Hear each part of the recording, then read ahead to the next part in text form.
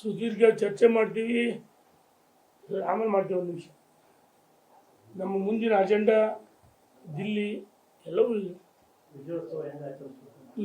ಇದು ಭಾಳ ಮುಖ್ಯ. ತರ್ತೀನಿ.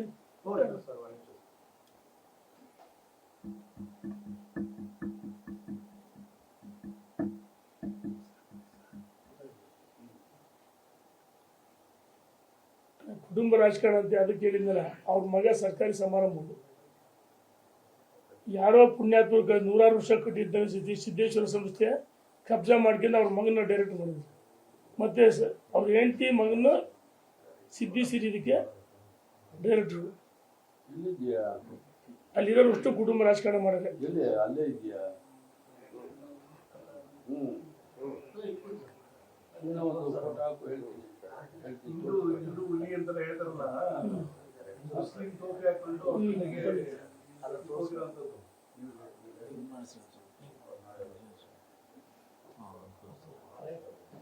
ಈಗ ಇವರು 3 ಲೇಬಲ್ ಹೇಳಿದ್ದಲ್ಲ. ಒಂದು ಉತ್ತರ ಕರ್ನಾಟಕ ಏನು ಕೊಡಗಿಲ್ಲ, ಹಿಂದುತ್ವ ಅಂತಾರೆ.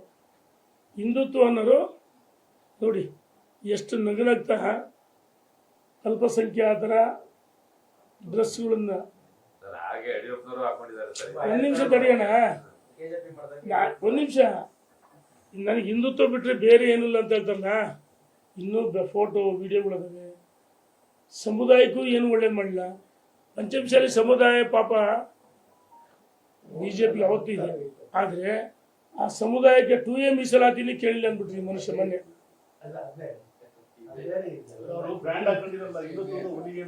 ಈಗ ನೋಡ ಅವರು ಈ ಇಫ್ತಿಯಾರ್ ಕೂಟ ಅಂತಾರಲ್ಲ, ಅಲ್ಲ ಆ ಇಫ್ತಿಯಾರ್ ಕೂಟದಲ್ಲಿ ಭಾಗವಹಿಸಿ ಇಫ್ತಿಯಾರ್ ಕೂಟ ರೆಡಿ ಮಾಡಿಸಿ ಇವರು ಅವ್ರಿಗೆ ಕಬಾಬು, ಚಿಕನ್ನು, ಬಿರಿಯಾನಿ ತಿನ್ಸಿದ್ದು ಫೋಟೋಗಳು ನಮ್ಮ ಹತ್ರ ಅದಾವ. ಇದು ಹಿಂದೂ ಹುಲಿನ ಬಣ್ಣ. ಅವ್ರು ಅವ್ರ ಧರ್ಮ ಅವ್ರು ಮಾಡ್ಕೊಂಡು ನಮ್ದೇನಿಲ್ಲ. ಆದ್ರೆ ಬಹಳ ಹಿಂದುತ್ವ ಅಂತ ಹೇಳೋ ಮನುಷ್ಯ ನೀನ್ ಯಾಕಪ್ಪ JDSಗೆ ಹೋದೆ? ನೀನ್ ಯಾಕಪ್ಪ ಇದನ್ನೆಲ್ಲ? ನೀನ್ ಯಾವಾಗ ಅಲ್ಪಸಂಖ್ಯಾತರಾದ್ರೆ? ಇವರೆಲ್ಲ ಮುಖವಾಡಗಳಷ್ಟೇ.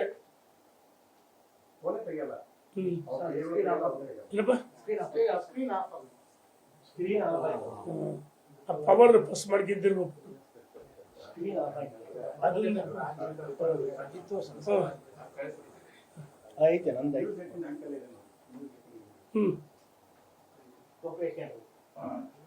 ಎಲ್ಲೋ ತಪ್ಪ ಹಿಂದುತ್ವ ನಿಂದು ಅಣ್ಣ. ಹಳೇದಾಗ್ಲಿ ಯಾವ್ದಾರಾಗ್ಲಿ ಅಂದ್ರೆ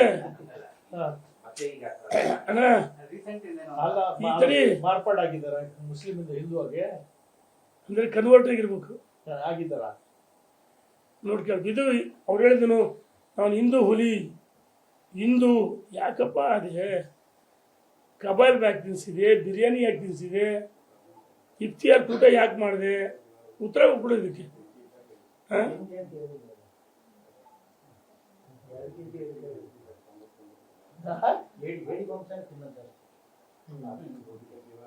ಅವ್ರದ್ದು ಆರೋಪ ಇರೋದೇನಂದ್ರೆ ಯಡಿಯೂರಪ್ಪನವರು KJPಗೆ ಹೋಗಿದ್ರಲ್ಲ, KJPಗೆ ಹೋದಾಗ ಯಾರೆಲ್ಲ ಸಪೋರ್ಟ್ ಮಾಡಿದ್ರು, ಈಗ ಅವ್ರದೇ ಆ ಟೀಮ್ ಇಟ್ಕೊಂಡು ಪಕ್ಷ ಕಟ್ತಾ ಇದ್ದಾರೆ. ಅಲ್ಲಪ್ಪ ನೀನೇ JDSಗೆ ಹೋಗಿ ಆಡಬಾರು ಮಗ ಇದು ಮಾಡಿದೀಯಾ? ಯಡಿಯೂರಪ್ಪನವರು ಯಾವುದೋ ಯಡಿಯೂರಪ್ಪ ನಿಲ್ಲಿಸಿದ್ರು, ಯಡಿಯೂರಪ್ಪ KJP ಕಟ್ಟಲಿಲ್ಲ.